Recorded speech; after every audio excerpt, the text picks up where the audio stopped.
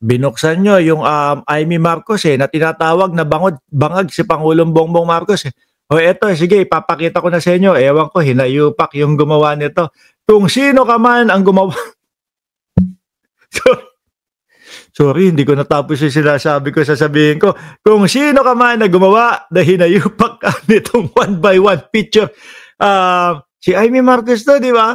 Hindi ho hindi ho nagkasya doon po sa 1x1 picture. Siguro, ano dapat dito?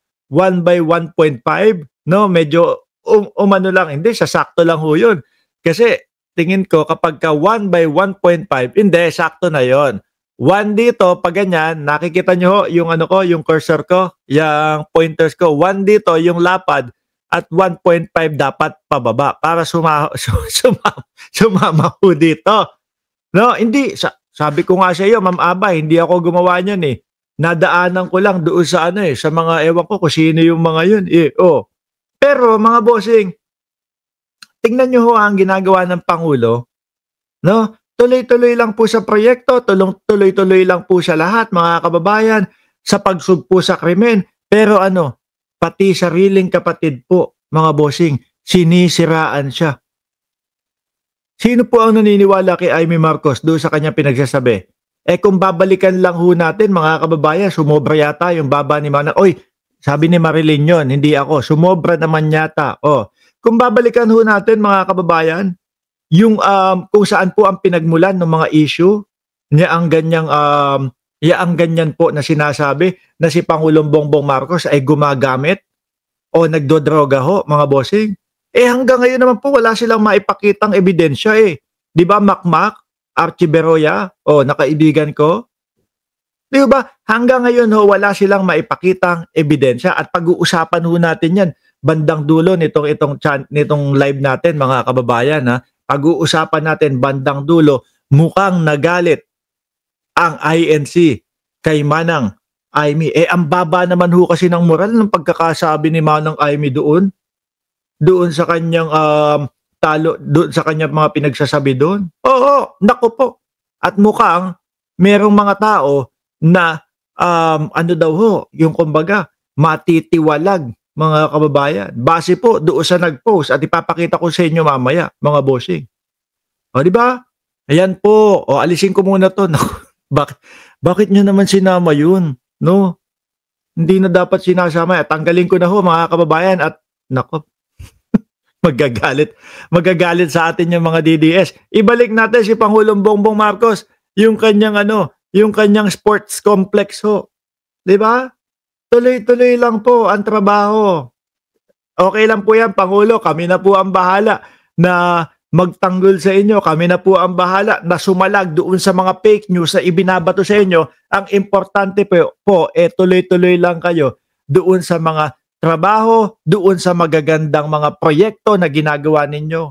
At kami na din po ang magpapalabas at magpapakita, magpapakalat sa mamamayang Pilipino upang malaman nila na ang Pangulo natin ay hindi lang po puro gala at hindi lang po puro labas at hindi lang po puro bring him home ang ating Pangulo.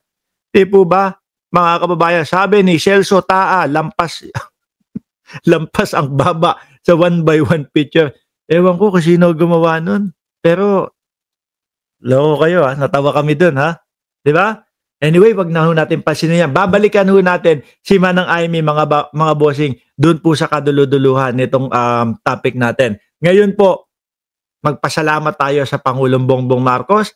Kahit po anong paninira sa kanya, patuloy pa din po ang pagseserbisyo sa mamamayang Pilipino. Sabi ni Mac Sadya, hindi maintindihan yung mga DDS. Talaga naman ho. 'Di ba kasi ang gusto ng mga DDS, mga bossing is papabor lang sa kanila. Yun lang ang gusto nila, mga kababayan. Ngayon nga ho, may sinisira sila 'Di ba? Ngayon nga po meron silang naratibo, daw ho? Naglalaban-laban, naglalaglagan na daw ho, mga kababayan. Meron akong ipapakinig sa inyo, mga boss chief sir, na yung naratibo nila na sinasabing ayan na, naglalaglagan na si Bersamin at si Pangulong Bongbong Marcos. Pakinggan nyo hong maigi to, mga kababayan.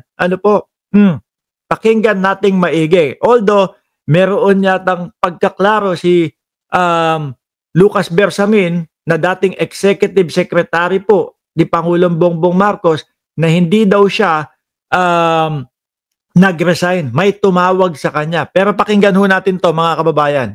Pa-interview din siya.